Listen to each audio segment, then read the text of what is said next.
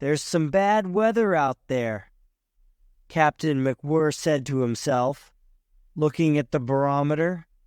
He was a quiet man who never looked for trouble and rarely found it. When he talked, which was not often, he used few words.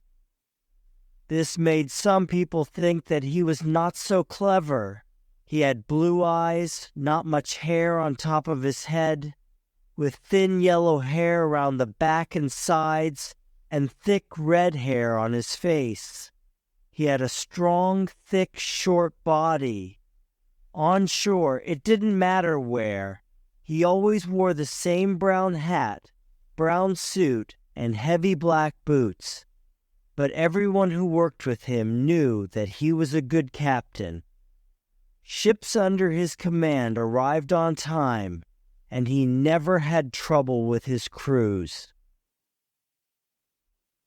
When he was 15, MacWhirr ran away from home in Ireland to be a sailor. He didn't tell his mother and father, who had a shop in Belfast, where he was until 8 months later, when he sent them a letter from Chile. Year after year he worked on different ships and didn't go home very often, but he wrote many letters home from all over the world. They were short and always gave news about the weather. "It's very hot here," or "On Christmas Day at 4 o'clock in the afternoon, it was very cold." In time, he met a young woman that he liked. Her name was Lucy, but he did not have time to write much about her to his mother and father, because they died. MacWhirr married Lucy not long after he was given his first job as the captain of a ship. The Nan-Shan was 3 years old and was made in Dumbarton in Scotland. She was a fine, strong ship, neither too narrow nor too deep, and good in stormy weather. At first, the Nan-Shan sailed under a British flag, but then the owner, Mr. Sigg, decided that it would be better to change to the old Thai flag. This was red with a big white elephant in the middle of it. Jukes, the first mate, felt uncomfortable sailing under Thai colors. "It looked strange to me, that flag with the elephant on it," he said to Captain MacWhirr. "I don't like it." "There's nothing wrong with it," replied Captain MacWhirr, looking up at the flag. "You just have to make sure that the crew put it the right way up." Jukes wasn't happy with the captain's answer. Later, down on deck, he told Solomon Rout about it. Rout, taking time out from the engine room, was the chief engineer. He was a tall, fatherly man and often listened, smiling, to young Jukes's stories. "I can't understand the captain," said Jukes. "You say one thing to him and he takes it another way. I was ready to leave my job because we're now sailing under that Thai flag. But all he could say was that you had to put it up the right way." "And did you leave your job?" asked Rout, smiling. After many years' work on ships all over the world, Rout knew how important it was to have, and not to lose, a good job. "No, I didn't," replied Jukes. He felt a little angry with himself because he talked of it but didn't do it. "Rout," said the captain, arriving just then. "Yes, sir," Rout replied. "We're sailing for Foochow this afternoon. The engines must be ready for 1 o'clock. And Jukes?" "Yes, sir." "We're taking 200 Chinese laborers with us. They're arriving in about 20 minutes. During the day, they can stay on deck, and at night, they'll sleep in the hold. Make sure that there's room for them and their boxes." "Yes, sir," said Jukes. And with that, the captain went to his room, and Rout and Jukes hurried away to do their work. The 200 Chinese workers were going back to their villages after 7 years of work away from home. They all wore the same dark clothes, and each one carried a little box which was made of wood. In this box was everything that they had in the world, and all their work money. Each one kept his box near him at all times. When they came onto the Nanshan, Jukes told them where to go. Because the Chinese laborers couldn't speak English very well, he explained everything very loudly and slowly to them. "You sleep here, you cook food here, and here you eat. In fine weather you can come up, walk on deck, and enjoy the sea air." Did the Chinese workers understand him?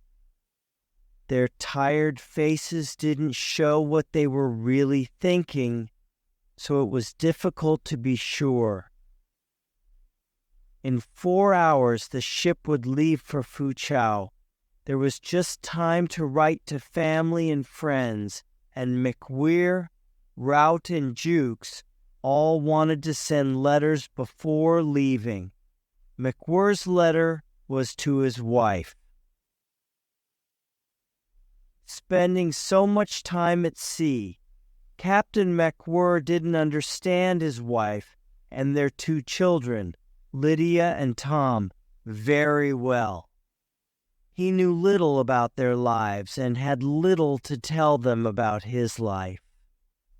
Lucy McWeir usually didn't read her husband's letters very carefully.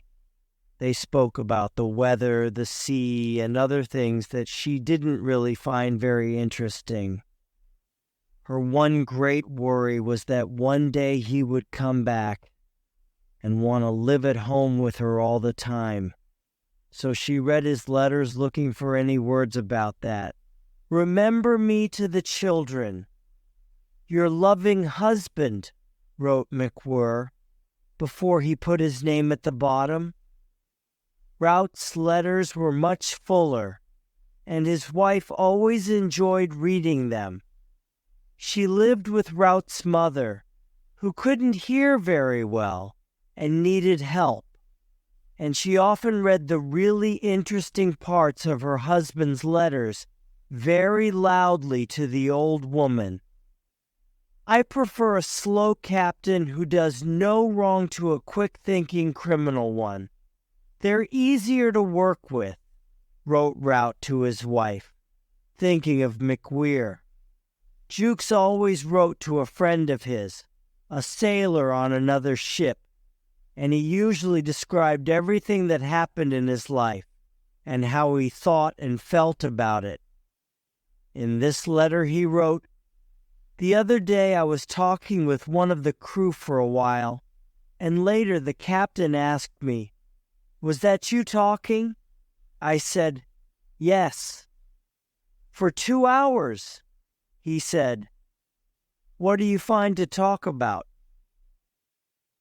'When we're on shore I see people talking all day, and then in the evening they go on talking over drinks. Surely they're saying the same things over again. I can't understand it.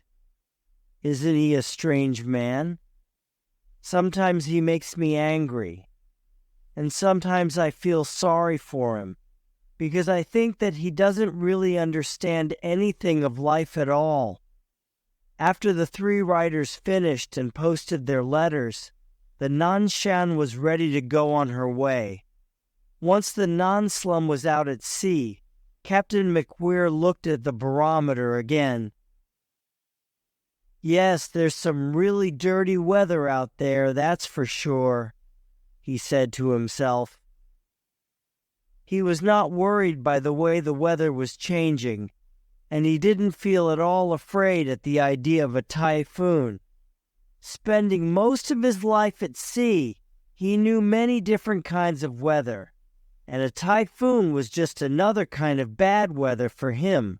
But perhaps Captain McWhirr did not fully know the real power of the sea. Of course, he knew about typhoons, and he knew that they sometimes happened in the China Sea.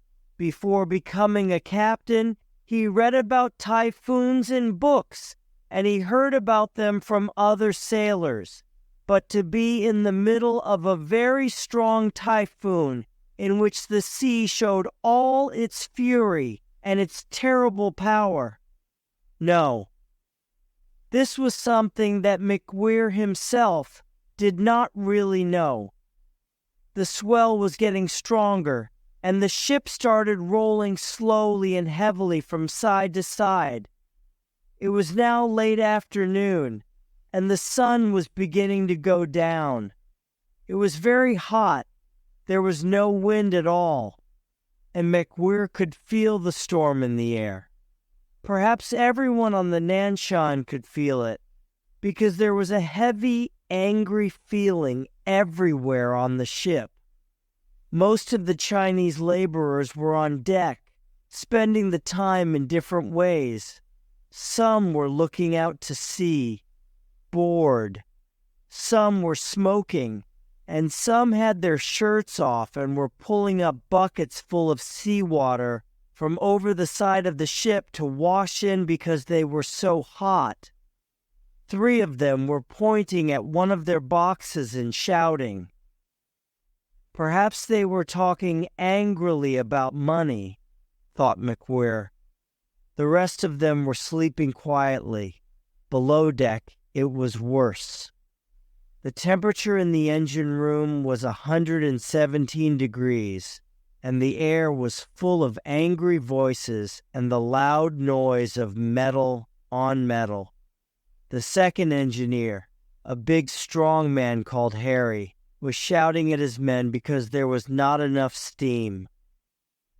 Harry often shouted, and usually the men worked quietly under him, but today they were as angry as he was. To make more steam, they needed more air from the ventilators, and there was none. Harry came up on deck to see why this was, and found Jukes. "How can my men give us enough steam if the ventilators aren't catching the wind?" he shouted. "The ventilators aren't the problem," said Jukes. "There's no wind. That's the problem." Jukes knew that it was hard work in the engine room on a day like this, and so he decided it would be a good idea to let Harry shout for a while. Perhaps after that, he would go back down below deck and do his job more quietly.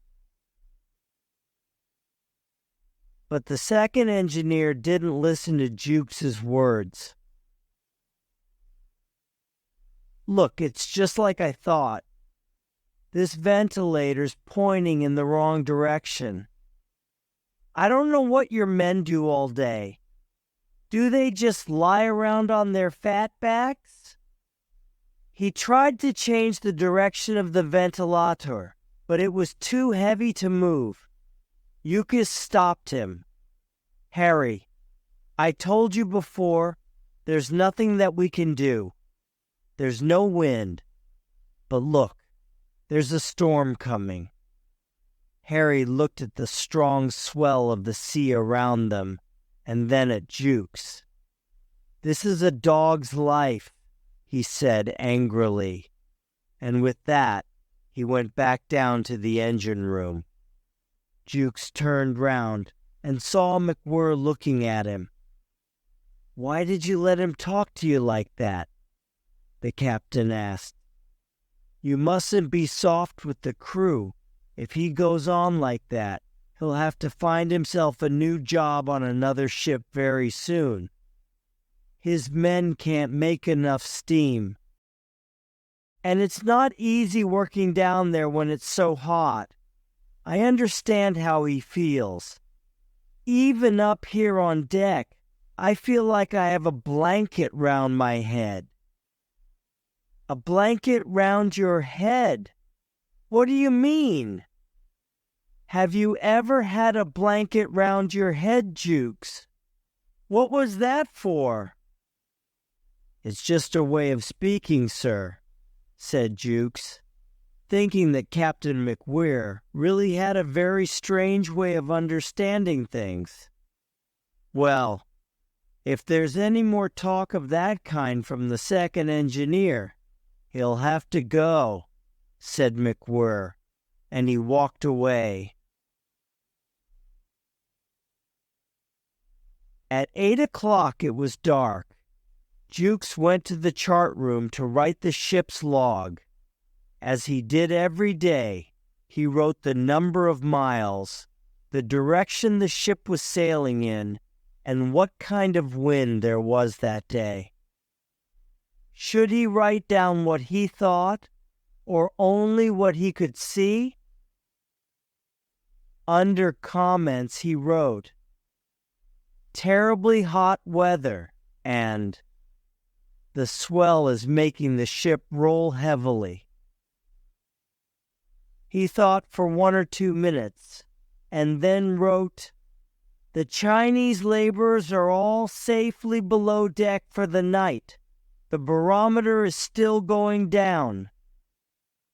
He was closing the log when the ship rolled very heavily. He looked out of the window. In front of his eyes, a great big dark wave climbed up higher and higher until it hid the starry sky. He wrote one more comment in the log. "From what I can see, a typhoon is on its way." After Jukes finished writing his comments in the logbook, the captain arrived in the chart room, and it was Jukes's turn to go below deck. Out on the bridge he met the second mate, a strange man with bad teeth, a long nose, and a red, angry-looking face.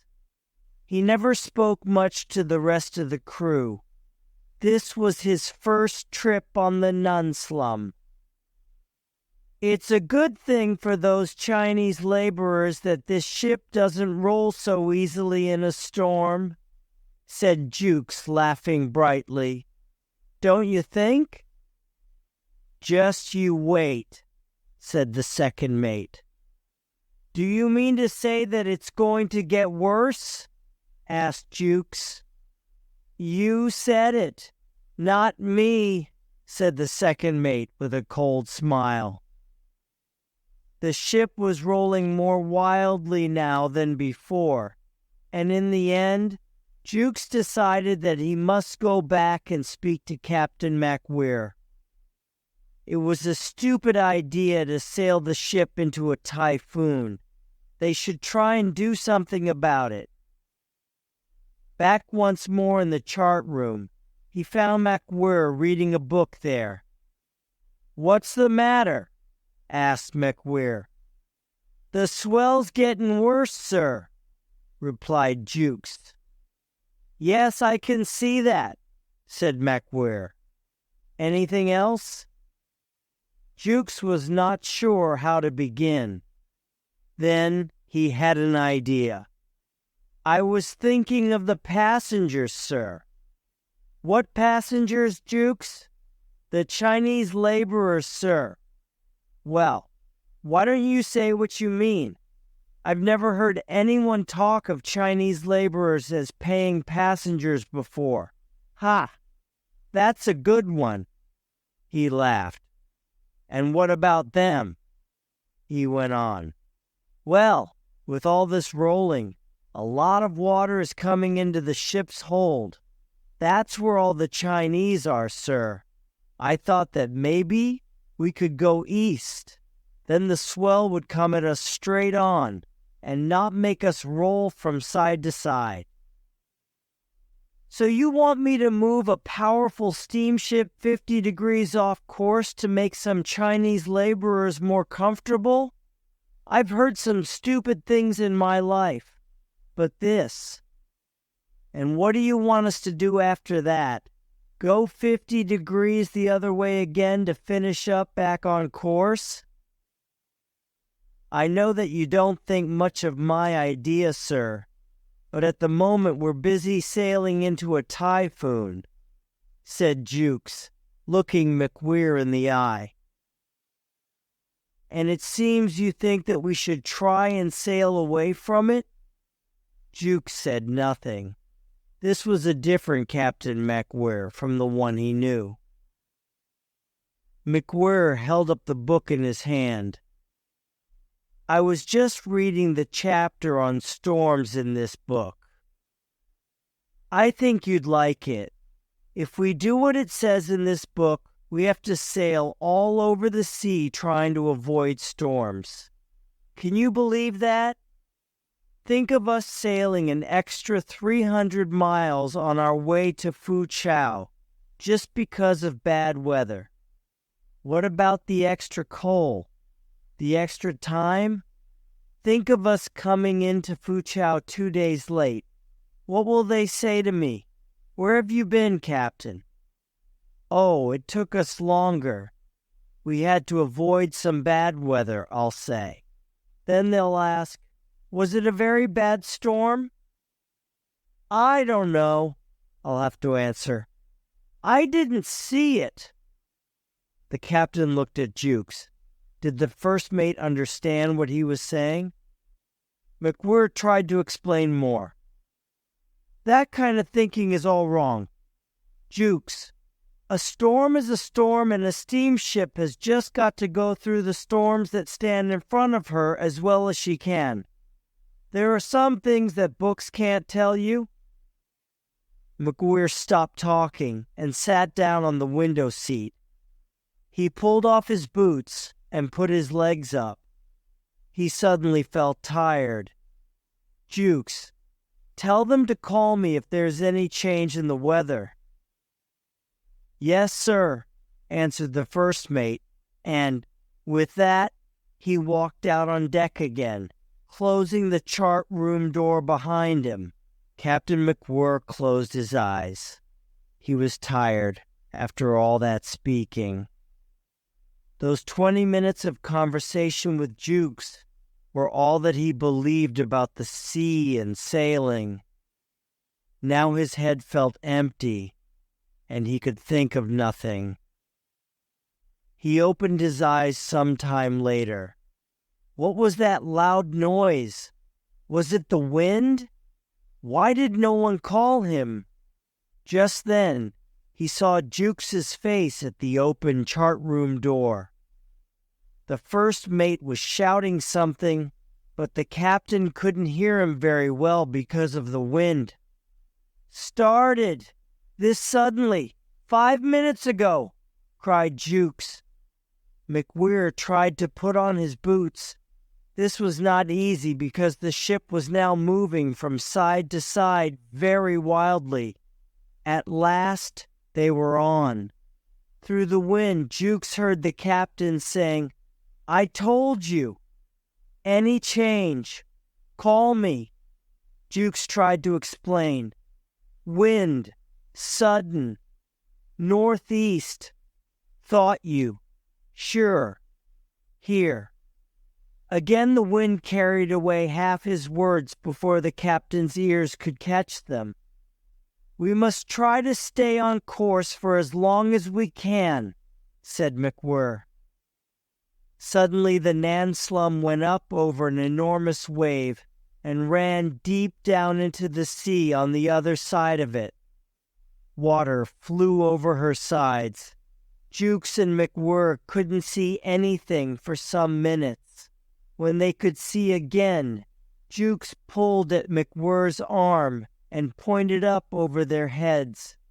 Just then, all the stars went suddenly from before their eyes, and all that they could see was a heavy, coal-dark sky above them. Jukes knew that at a time like this, a ship's officer must not show his feelings. He started to tell his men to fasten anything on the ship that was moving.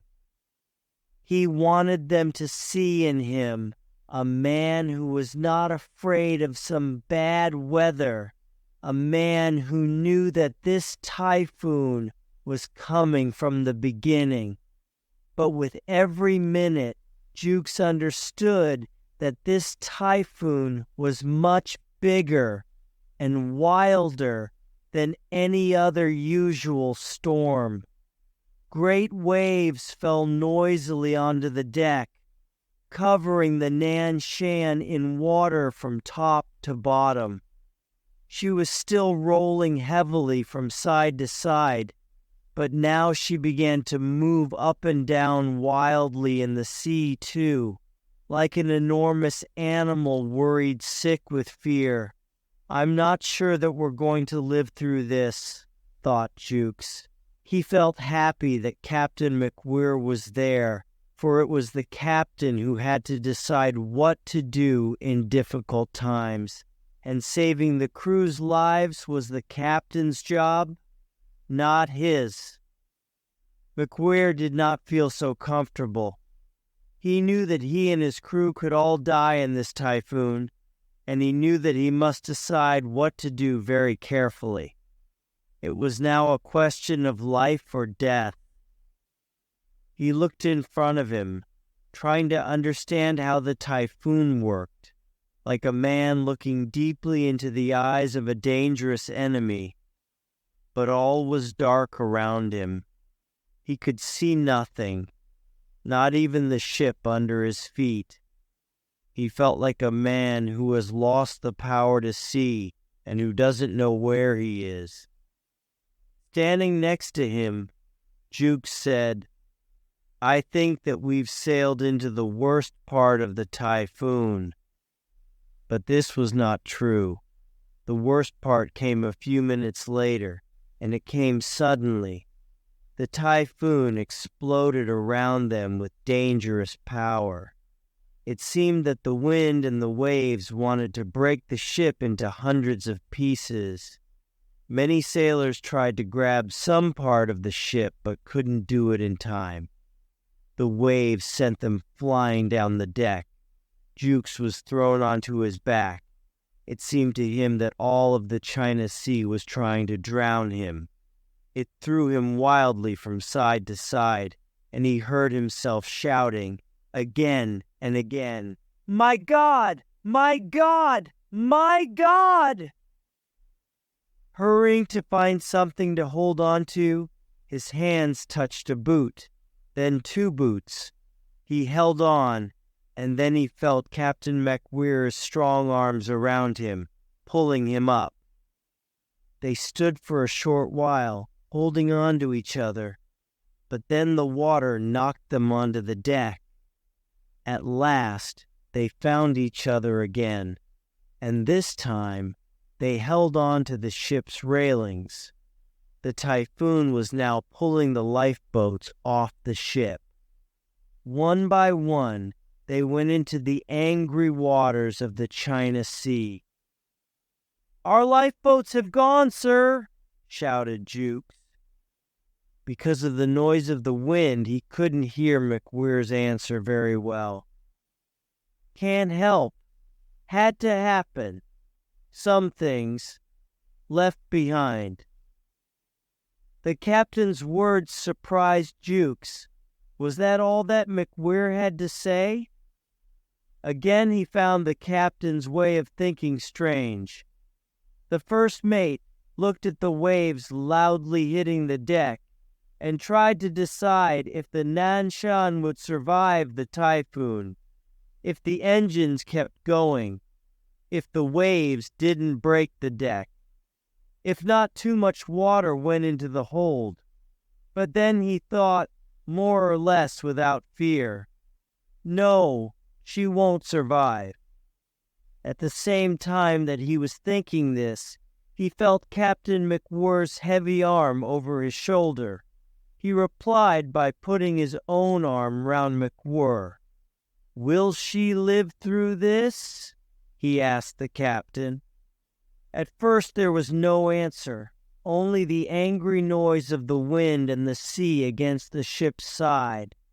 But then he heard McWhirr's voice. "Going to? All right, good ship. Everything will. For the best."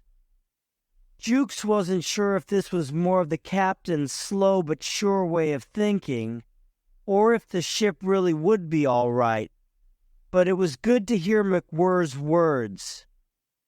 "Where are crew?" asked McWhirr. "What? Say, sir." Jukes couldn't hear his question. "Where? All the men," said McWhirr. Just then Jukes felt a hand touching his boot, then a second hand, and then he felt both these hands pulling on his trousers. A man was on his knees, trying to stand up. He was using Jukes's body to help him.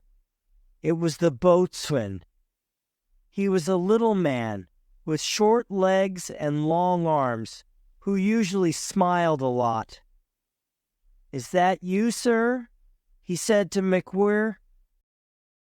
"It's about the Chinese laborers, sir." "Well, what about them, boatswain?" said Jukes. "The sea has taken them all, sir." "What do you mean the sea has taken all the Chinese laborers?" McWhirr asked the boatswain.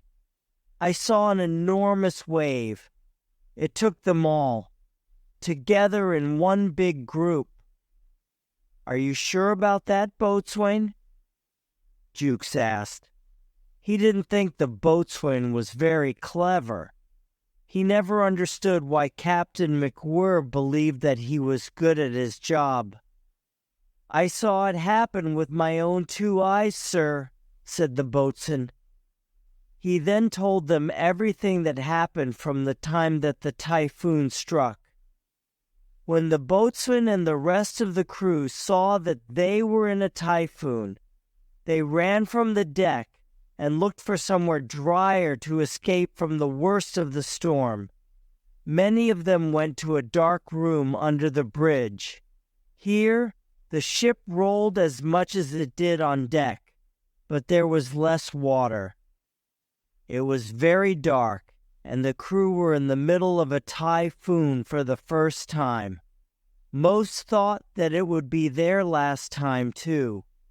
Fear made them start shouting, and with every wave that hit the deck, their shouts became louder. One of them said that they needed a light.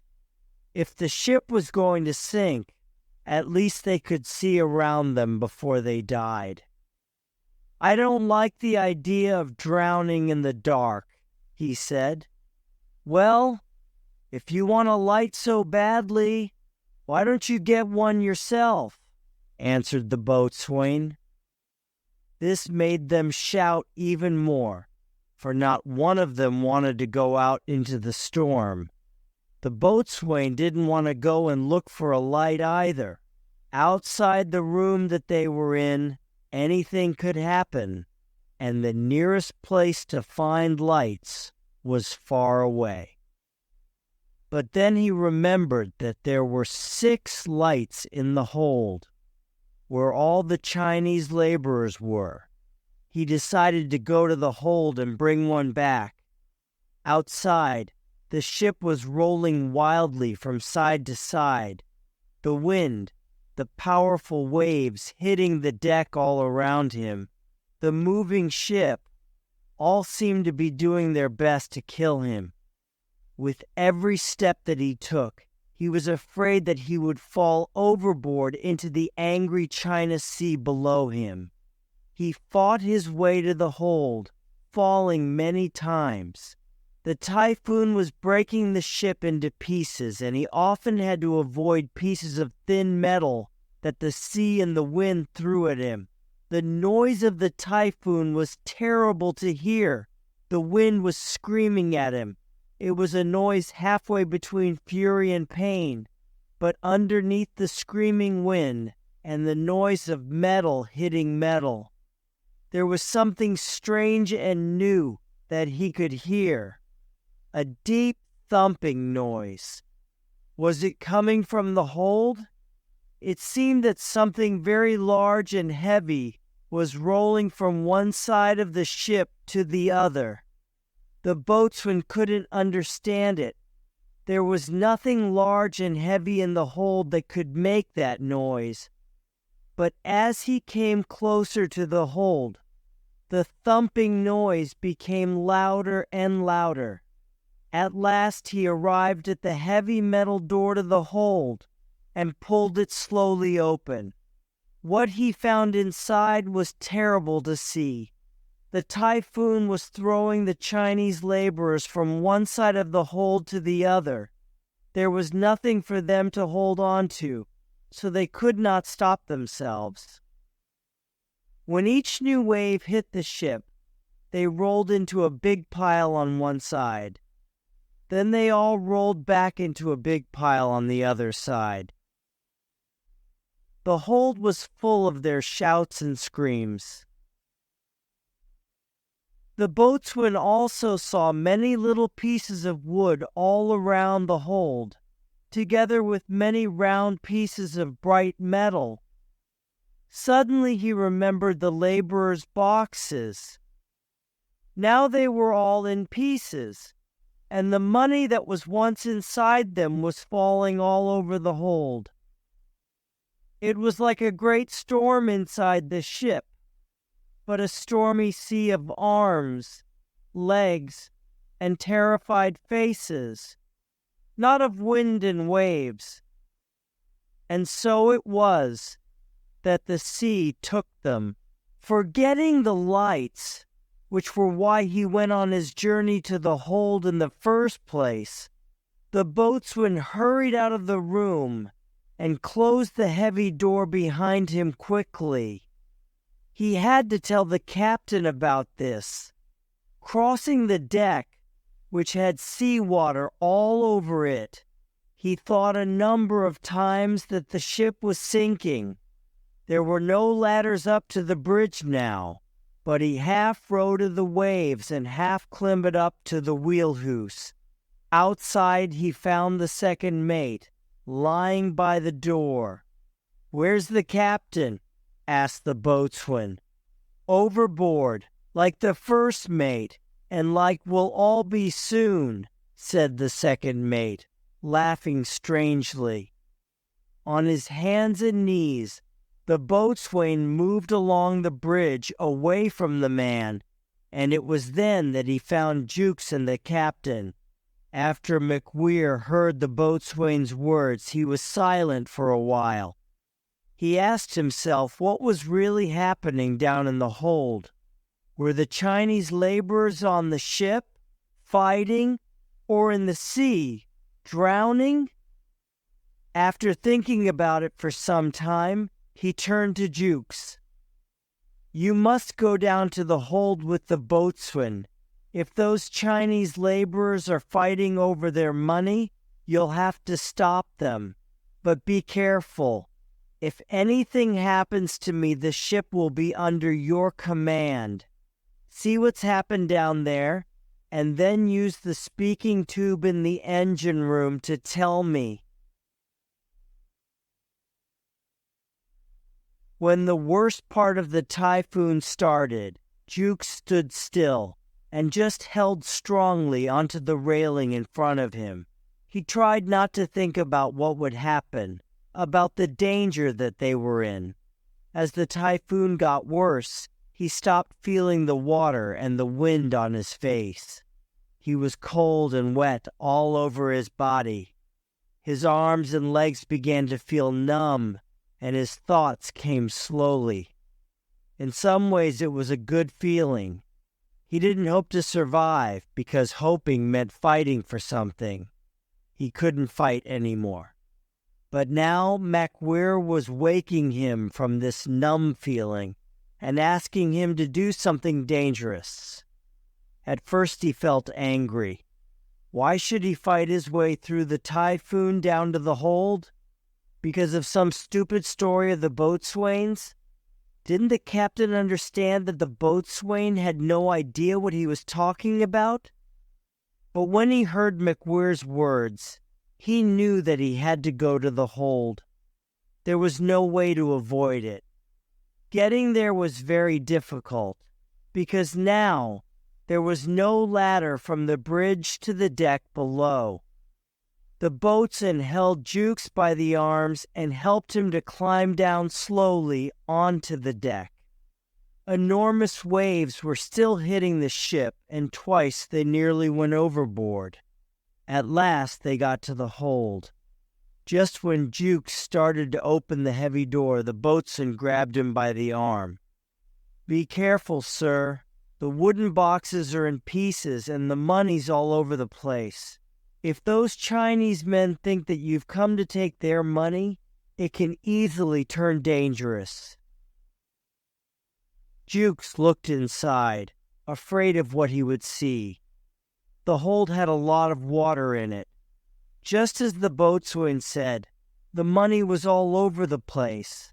The Chinese laborers were going from one side of the hold to the other with each wave. Some of them were trying to climb a ladder that went up to a hatch. The ones at the top were hitting the hatch with their hands as hard as they could, but they couldn't open it. The ship started rolling the other way, and all the men on the ladder fell off slowly, one by one. Each one screamed as he hit the deck below. Some fell on top of the others. Then a really enormous wave lifted the ship right up, and all the men started rolling nearer the door of the hold, where the boatswain and Jukes were standing. A great wave of water, heads, legs, and arms came their way. Jukes and the boatswain quickly ran out of the hold and shut the door behind them. He looked at the boatswain and saw the horror on his face. Was this how his face looked too? He had no idea what to do, or if there was anything that he could do. He just had to tell McWhirr about it. At the same time, McWhirr decided to go to the wheelhouse. He had to see that everything was all right in this part of the ship. If there was a problem with the rudder, then there was no hope of surviving the typhoon. Like Jukes and the boatswain, he found it very difficult to move around the ship. The wind pulled at everything that he was wearing, and when he got to the wheelhouse, he found that his rain hat was gone from off his head. This made him angry. It was worse for him than losing the lifeboats. Inside the wheelhouse, he found the second mate sitting on the floor, his head in his hands. "What are you doing here?" asked McWhirr. "It was my turn below deck," cried the man, "so I came in here some time back. You can't stop me." The captain looked up at the wheelhouse clock. It was 1:30 in the morning. "A new day," he said to himself. "You'll never see the sun come up," cried the second mate. The captain said nothing back to him, but turned now to the helmsman. He was a sailor by the name of Hackett. He stood at the wheel, fighting to make sure that the ship stayed on course. "He's a good man to be working like that in weather like this for hour after hour," thought McWhirr. "Is the rudder still all right?" asked the captain. "Yes, sir," answered Hackett. "I want you to stay at the wheel. I can't send another man to take your place here. He won't know how to control the ship as well as you. Do you think you can go on without any rest?" "Sir, I can steer her all day and all night if no one talks to me," answered the helmsman. I see. Yes, of course. Very good." "Hackett," said McWhirr. The helmsman's answer surprised him. The captain went to the speaking tube that they used to talk with the engine room. He called into it, "Rout?" He needed to see that the men in the engine room were making enough steam. This was another important part of trying to control the ship. He spoke loudly into the mouth of the speaking tube again. "Rout, are you there?" By putting his ear very close to the speaking tube, he could just hear Rout's answer. "I hear you, sir. It's not too good down here, but we're doing what we can. One of the engineers is hurt, but we're still making steam. How is it up above deck?" "This typhoon is really pushing us about," answered McWhirr, looking down at the second mate, who was still sitting on the floor. "Rout, just make sure that we have enough steam." "Sir, we can't give the ship too much power. We may send her down into the waves instead of up and over them." "I know, Rout, but we need enough power to steer. If we don't have that, we'll lose control of the ship, and then we'll sink." "So the wheelhouse is still all right?" asked the chief engineer. "For now, yes. Rout, I need to speak to Jukes. Is he there? I want him to finish down in the hold and come up and help me." "I'm alone here." "The second mate has." "Gone overboard?" "No. He's lost his head." For some minutes the captain's voice was silent, but Rout could hear the noise of a fight coming down the speaking tube. At last, the captain came back. "The second mate ran at me. He isn't well. I had to knock him on the head. Did you hear?" Rout went off to see to the engines, but as soon as Jukes arrived in the engine room, the chief engineer pushed him over to the speaking tubes to talk to McWhirr. "I went to look at the Chinese laborers, sir, and from what I saw, this is what happened. At first, the typhoon made them afraid and quiet. Then one of the boxes fell onto the floor of the hold and broke. When they saw the money on the floor, some tried to grab it. That started a fight. With the rolling of the ship, they went from one side of the hold to the other, and the others joined the fight. Now the storm has broken all the boxes, and all of them are fighting over all of the money. I don't see how we can stop it now, sir. I think that some are dead, and it seems that many are hurt." Jukes hoped that Captain McWhirr wouldn't give him any more to do in the hold. Then the captain's answer came down the speaking tube. "Get some men and go back to the hold. Pick up all the money and put it somewhere safe.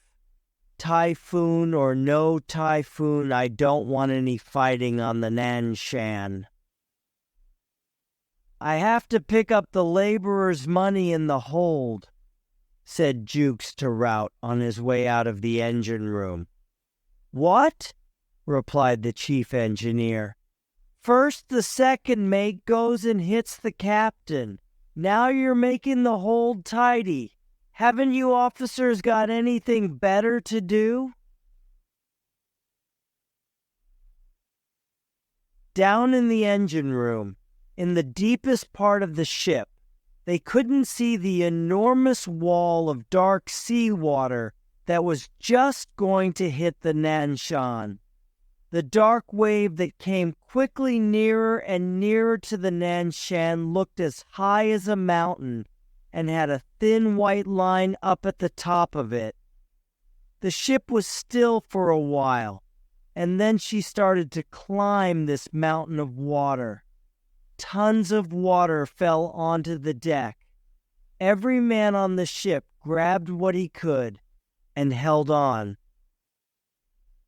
The Nanshan climbed the enormous wave for what seemed like a very long time. Then she began to go down the other side. Again, tons of water fell heavily onto the ship, making her shake from top to bottom. In the engine room, Jukes and Rout looked at each other with horror on their faces. "If another wave like that hits us, it'll finish us," said Rout. "What can be left on deck after such an enormous wave? If it destroyed the ventilators, there's no hope. Now it's all gone up there for sure. The wheelhouse, the bridge, the chart room, everything," said Jukes. But there was no second wave, and a short while later they heard McWeir's voice in the speaking tube again. "That was a little uncomfortable, but we have to do our best. Jukes, when your men have picked up all the money, I want you to come back up to the bridge. I need you here." "Yes, sir," replied Jukes, and not feeling very happy about it, he went to get some men for the job. 20 minutes later, Jukes and 16 of the crew arrived at the hold.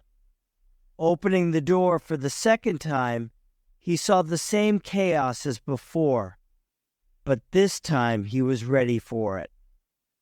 Shouting at his men to help, he started to push the Chinese laborers into one corner of the room. The crew joined arms to make them all stay in the same place. One of the crew then brought some rope, and they used this to make lifelines. Now the Chinese laborers could grab onto the lifelines and not fall from side to side. After they fastened the ropes well to the sides of the hold, Jukes and his men started to move all the broken pieces of wood and the money into a locked room just next to the hold. While Jukes and his men were doing this work, the Chinese laborers were terrified. What did these sailors want to do to them? Some thought that they were going to steal all their money. Others thought that Jukes and his men were there to kill them. They sat on the floor, their faces full of fear. But to Jukes, their fear looked like fury. Suddenly, one of the laborers started speaking to him loudly in Chinese. He pointed at the locked room where their money was, and then started shouting. At once, the rest of them started shouting at Jukes and the crew. The crew didn't understand them, but their Chinese words seemed angry, and they seemed to be threatening Jukes and the others. So Jukes and the rest of the crew left the hold as quickly as possible, closing the heavy metal door behind them loudly. They were all happy to be out of the hold. It was not only because of the Chinese laborers there. Sailors don't like the idea of drowning below the deck. At once, Jukes went up to the bridge to look for McWeir. He found him there, holding onto the railings. "We did it, sir. We picked up all the money like you said, and we fastened some lifelines to the walls for the Chinese laborers to hold on to." "Well done! I knew that you could do it," answered McWeir. "Did you?" said Jukes to himself. "The wind stopped," said McWeir. It was true. Although the waves were still enormous, there was no wind at all. Suddenly, Jukes noted that he could again hear all the usual noises of the ship, the deep noise of the engines, the crew calling out to each other, the noise of creaking wood. "It's not over yet. My book says that there's worse still to come," explained McWeir. The Nanshan was now in the eye of the storm, the exact center of it, where all was strangely quiet and calm. Soon, they would start sailing through the other part of the storm. But Jukes seemed not to hear what McWhirr was saying. He went on, "It wasn't easy. We had to fight to do the job. They didn't understand that we were trying to help them. They seemed to think that we were trying to hurt them. I was worried when we put all their money in the locked room. They didn't like that at all. They started to shout at us. I think that they were threatening us. We had to get out of there as quickly as possible. You told me to pick up all the money, but it wasn't as easy as it seems." "Well, we had to do the right thing by those laborers. Jukes, even if we have only 5 minutes more to live, we've done the right thing by them. And that's that." Jukes was still excited about his adventure and had more to say.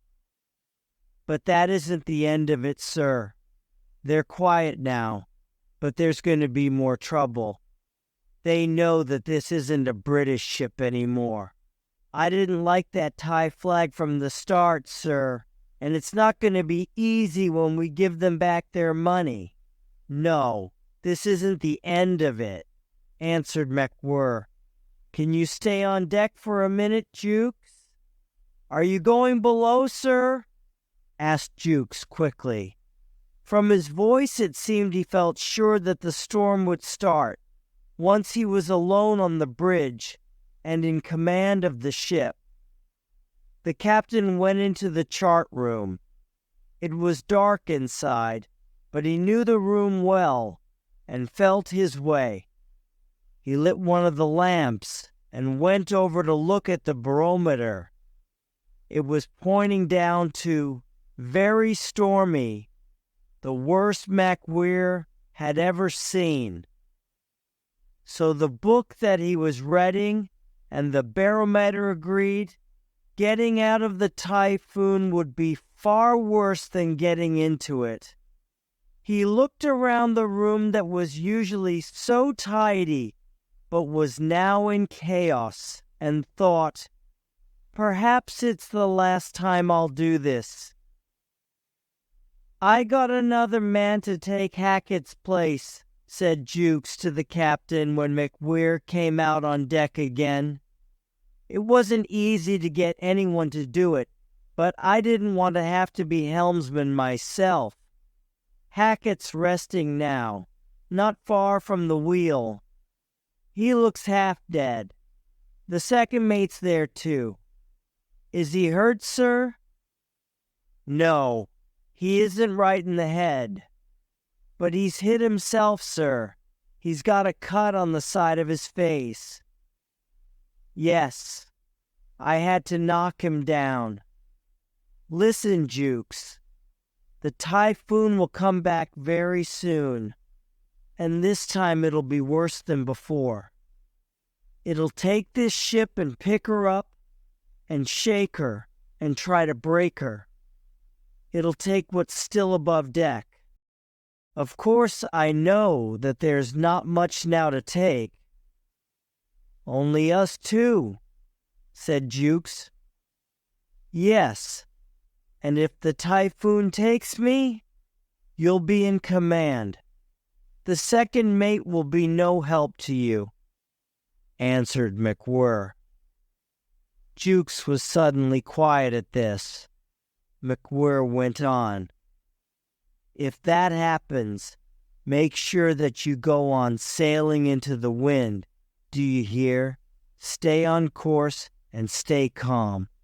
Hold that one idea in your head, and the ship will survive." Just then, they could hear the noise of the wind again. It seemed like a great number of soldiers hurrying nearer very fast. The few minutes of calm were finished. McWhirr thought for a minute about how well he knew the Nanshan from years of sailing her. She was almost like a home for him. "I wouldn't like to lose her," he said aloud to himself. while the waves began to hit the deck again. The Nanshan arrived in Fuchao on a bright, sunny day. She looked a real sight, and soon everyone in the harbor was talking about her. "That ship looks like she's just come back from a war," said one. "It looks to me like the crew found her at the bottom of the sea and pulled her up to sell her for the metal," said another. "I'll buy her for £5, said a third. Less than an hour after MacWhirr's ship arrived, a small boat took a thin man with an angry red face off the ship and left him on shore. While the boat moved away, the thin man turned and shook his hand angrily at the Nanshan. A tall, fat sailor with watery eyes came over to speak to the man, who was no longer the Nanshan's second mate. "Hello, old friend." "Hello there. What are you doing here?" said the thin man, quickly shaking hands. "I heard that perhaps there's a job going," said the fat man.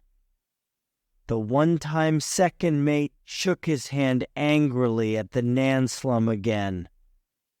"I wouldn't let the captain of that ship be in command of the poorest riverboat," he cried angrily.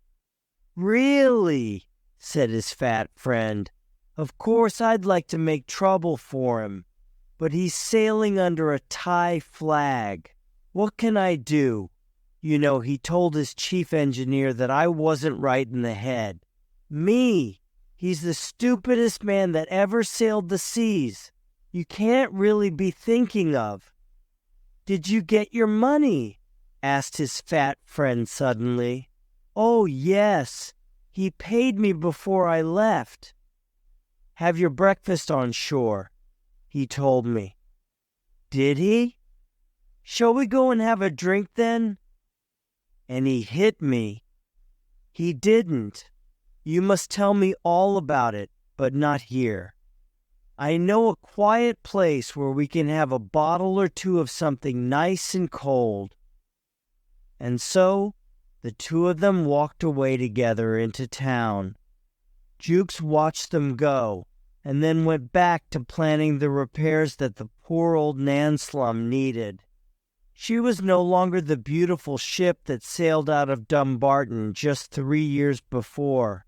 She looked old and tired, like an enormous animal that has won a great fight against a terrible enemy, a fight which has broken it inside. While Jukes was speaking to the crew, telling them what to do, Captain MacWhirr stood on the bridge, looking at the harbor and at the town behind it. He was thinking about what he would need to buy in Fuchao. His pens and pencils all went overboard during the typhoon, and he would need to get new ones, and he needed a new rain hat, too. He was happy to survive the typhoon, but he did not think about that much now. Perhaps the only thing that the typhoon really did was to take this quiet man, shake him up a little, and make him speak a few more words than usual. Back in England, not long after that, 3 people were reading 3 letters. The first, Mrs. MacWhirr, was reading her letter in the same way that she read all her husband's letters. She read a few words here and there to get an idea of more or less what it was about. They are called typhoons. Jukes didn't seem to like it. Some things that you can't find in books. Why were his letters always so long and full of details? "A calm that lasted for more than 20 minutes. See you and the children again." Now, why did he say that? He was always thinking of coming home. What need was there for that when he had such a good job? Worriedly, she quickly went on a few pages. Only 3 with broken legs, the fairest way, tried to do the right thing. No, there was no more about coming home. Reading so quickly, she didn't see the part that said, "For a while I thought that I would never see you and the children again." The door opened, and Lydia, her daughter, ran into the room. Seeing the letter in her mother's hand, she stopped in surprise and waited to hear the latest news. "Your father's well," said Mrs. McWhirr. Lydia did not look very interested. "Go and get your hat," said her mother. "We're going out. There's a sale at Lynam's, that shop which you like so much." "How wonderful!" shouted Lydia, and she ran to get her hat. Outside Lynam's, Mrs. McWhirr saw one of her friends. They talked about shops, clothes, and their husbands. "No, he's not coming home yet. It's terrible that he has to be away from us for so long, but it's good to know that he is well. He likes the weather in the China Sea." From the way that she talked, it seemed that poor Captain McWhirr only sailed to China because of his health. Mrs. Rout was reading out her husband's letter to Rout's mother. The captain of the ship did something very clever. It's difficult to explain how clever it really was. Do you remember Captain McWhirr? Solomon said that he wasn't the quickest thinker. Young Mrs. Rout turned the pages to find out what this clever thing was, but she could find nothing. "Oh, no, I don't understand." "What don't you understand, dear?" asked old Mrs. Rout. She liked her son's letters, although she couldn't remember very well what he looked like. It was a very long time since she last saw him. "Well, there's nothing more about this clever thing that the captain did. Why doesn't he tell us more about it?" "I don't know, my dear," said old Mrs. Rout. But the last part of the letter the younger Mrs. Rout read silently to herself. "I know that we can't do anything at the moment because of my mother, but I want you to come out here. I'd like to buy you a small house where we could see each other. We spend so little time together, and we're not getting any younger." Young Mrs. Rout was quiet for a while, and she looked unhappy. Then she shook herself and said to old Mrs. Rout, "He's well, the same as always. Come on, let's have a cup of tea." Jukes's letter to his friend gave all the details of the clever thing that Captain McWhirr did. First, he wrote all about the typhoon, and then about how he and the crew made lifelines for the Chinese laborers in the hold. The problem started when we picked up all their money. They thought that we were trying to steal it.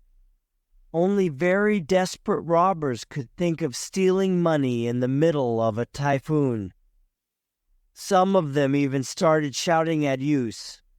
When I spoke to the captain, I said that we should be careful when we were given the money back. I said that all the crew should be there, and that we should have some guns with us. That way there would be no problems. He didn't seem to like my idea. Well, we had a lot of repairs to do after the typhoon, and I made the men start working on them. I was very tired after nearly 30 hours without sleep, so I went to lie down on my bed for a while. Sometime later, one of the crew woke me. He told me that the Chinese laborers were all on deck and that McWhirr was giving them their money. I couldn't believe it. I called some of the crew. We got the guns, and we ran there as quickly as possible. When McWhirr saw me, he was really angry, and he told me to put the guns away. It seems that, while I was sleeping, he decided, because all the laborers were 7-year ones, that the fairest thing was to give each laborer exactly the same amount of money. One of the Chinese laborers helped to explain this to the others, and so McWhirr gave each man his money, while all the others waited their turn.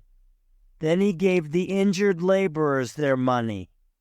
In the end, there was a little extra money, and he gave this to the ones who were the most injured. For a man who's always so slow and sure, I must say that he did very well.